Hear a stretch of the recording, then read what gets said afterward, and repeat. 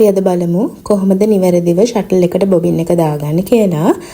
මේ තියෙන ෂටල් එක, එතකොට මේ තියෙන බොබින් එක අපි නිවැරදිව බොබින් එක ෂටල් එකට දැම්මේ නැත්නම් නහනකොට ගැටලු ඇති වෙනවා. ඉතින් අපි බලමු නිවැරදිව කොහොමද බොබින් එක දාගන්නේ කියලා.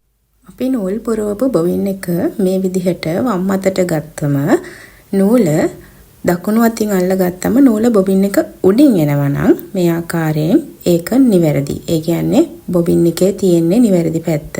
මේ පැත්ත තමයි අපි උඩට තියාගන්න ඕනේ.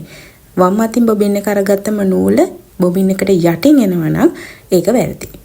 බොබින් එක ෂටල් එකට දානකොට අපි දැන් මේ වැරදි පැත්තට දාන්නේ. අපි දාලා බලමු මොකද වෙන්නේ කියලා. ෂටල් එකේ තියෙන මෙන්න මේ කුඩා සිදුරෙන් නූල අරගත්තම බොබින් එක අපි වම් අතින් අරගෙන ඉන්න ෂටල් එකට දාලා නූල මේ විදිහට අදිනකොට දකුණු අතින් ෂටල් එක කැරකෙන්නේ වම් පැත්තට නම්.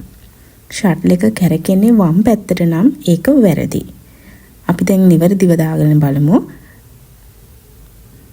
මේ ආකාරයෙන් නිවැරදි පැත්තට තමයි දැන් මම දාන්නේ. නූල තියෙන්නේ උඩින්.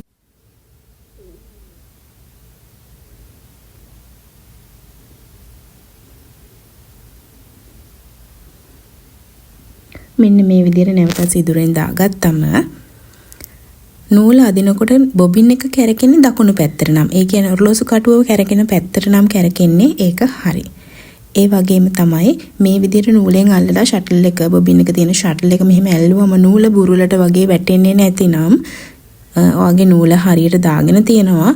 බොබින් එක කඩාගෙන වැටෙනවා නම් නූලත් එක්ක දිගෑරිලා මෙන්න මේ තියෙන ඇනෙන් තද කරගත්තම ඔයාට නූල තද කරගන්න පුළුවන්. ගොඩක් තද කරන්න එපා. පහසුවෙන් ඇතිලා එන විදිහට, නමුත් වැටෙන්නේ නැති වෙන විදිහට තද තියෙන්න ඕනේ.